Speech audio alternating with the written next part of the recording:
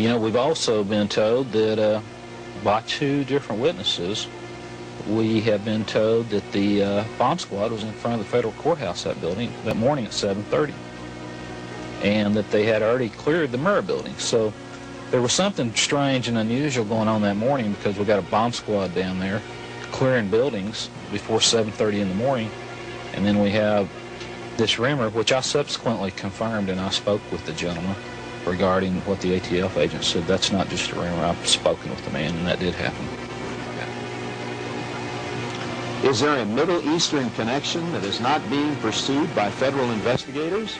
The very existence of John Doe II has been denied despite eyewitness accounts of his presence in Kansas and in Oklahoma City on the day of the bombing with Timothy McVeigh in the Ryder truck. From the very beginning, we have what probably is the most massive manhunt in our nation's history for John Doe number 2. And that lasts for a week, maybe 2 weeks, and then all of a sudden the FBI comes back and says there was not really a John Doe number 2, that it was Mr. Bunning came into Elliott's shop maybe 24 hours after McVeigh rented the truck, and that everybody's just confused. Well, if everybody's just confused, we've got a lot of confused people.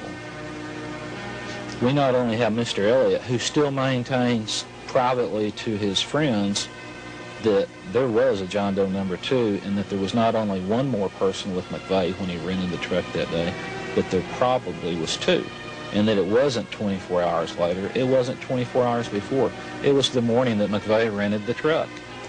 And Mr. Elliott's not going public. He won't talk to anyone in the press, but this is what he's telling his friends, that it doesn't matter what the FBI says, there was a John Doe number 2 there.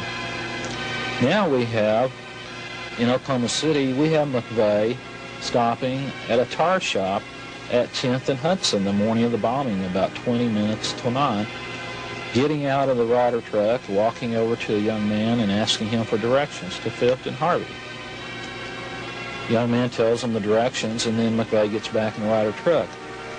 I've talked with this young man as recently as this morning, and he tells me he's standing no more than 8 feet from the truck, and he sees John Doe number 2 sitting in the passenger side of the Ryder truck at 20 minutes till 9, and he sees McVeigh sitting there in the truck who he just spoke with.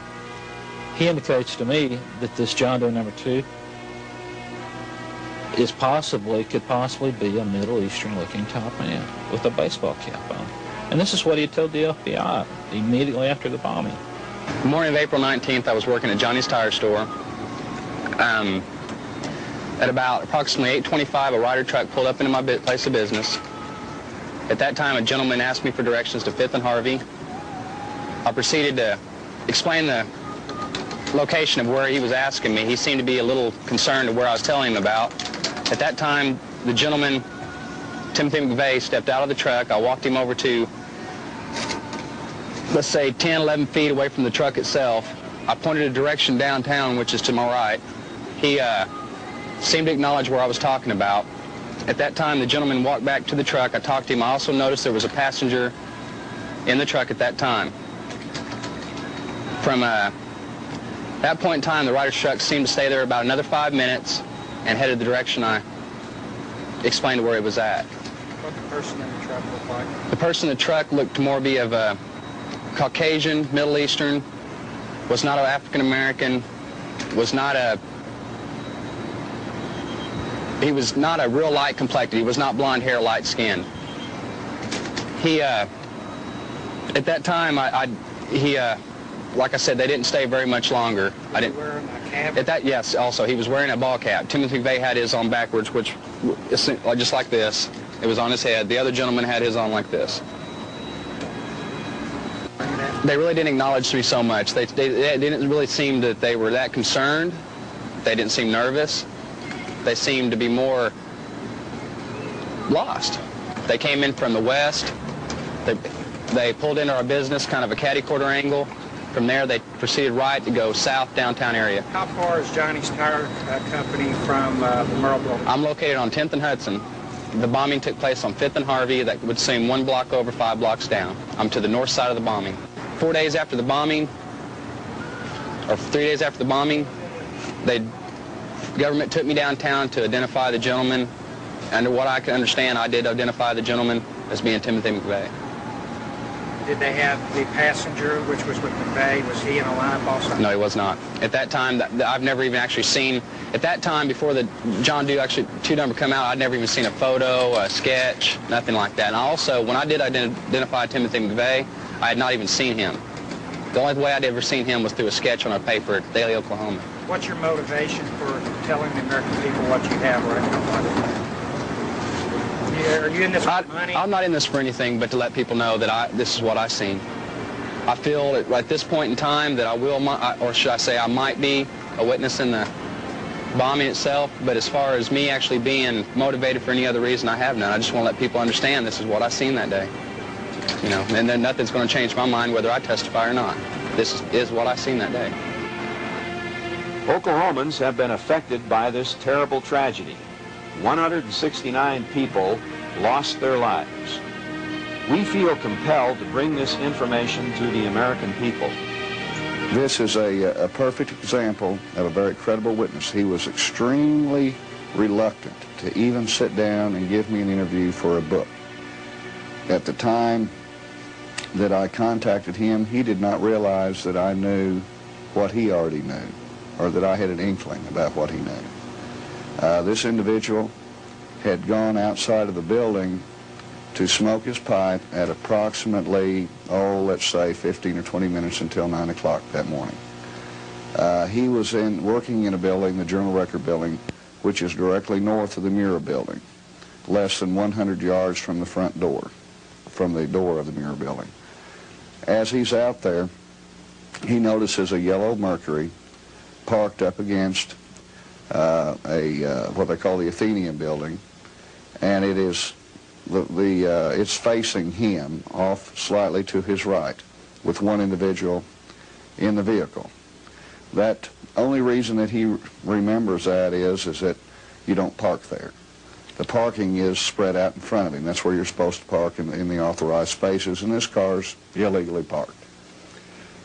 He then remembers it's Wednesday, it's laundry day, he's a blue-collar guy, he's a pressman. He's supposed to turn his dirty uniforms in from last week for clean uniforms on Wednesday. So he takes off to the west down an alley and goes around the corner to his pickup truck, gets his laundry, and is on his way back to the area where he was smoking his pipe. And at that moment, he looks up and sees the yellow Mercury, and now there are 2 men in it, and it is racing towards him. When it gets within just a few feet of him, it makes a sharp swerve turn to the right, and it jumps a couple of curb guards. And at that time, as it's swerving in front of him, he sees the man that he later identifies as Timothy McVeigh, and the olive-complected Middle Eastern man with a ball cap on, that he says is a perfect description of what the FBI sketch is. In fact, he says he helped the FBI with their composite. The car jumps the curb guards, and as it does, and it is racing away, he's watching this vehicle very closely because it is almost running down. And he sees a license plate, and it is not an Arizona plate. It's a white Oklahoma plate dangling by one bolt. He, of course, is struck by that because it is about to fall off, and so this settles into his memory. He then goes inside the building, goes back to work, and within just minutes, maybe 2 or 3, 4 minutes, maybe 5 minutes, it's hard to say, it's hard for him to remember, but a very short period of time later, there's the blast. He is in a semi-protected area where he is, and he does survive the blast with minor injuries. He helps some people. He put out a small fire. Then he goes out the west side of the building, joins his co-workers, the rest of them that are pouring out of the building. Many of these people are seriously injured. Immediately, as he joins the circle of workers, he looks over just a few feet away, and in the middle of all this chaos and blood and crying and screaming, here is another Middle Eastern person standing there staring at the Mirror building with a smile on, from ear to ear. He said it was the most chilling thing that he's ever seen in his whole thing, in spite of all the injuries. As he looks back over it, it is spooky, it's chilling, it's sickening. But he said the man was almost in rapture over what he was looking at. And after having interviewed 40 or 50 people that were in that building and injured that day, and all their experiences around there, believe me, there wasn't a single soul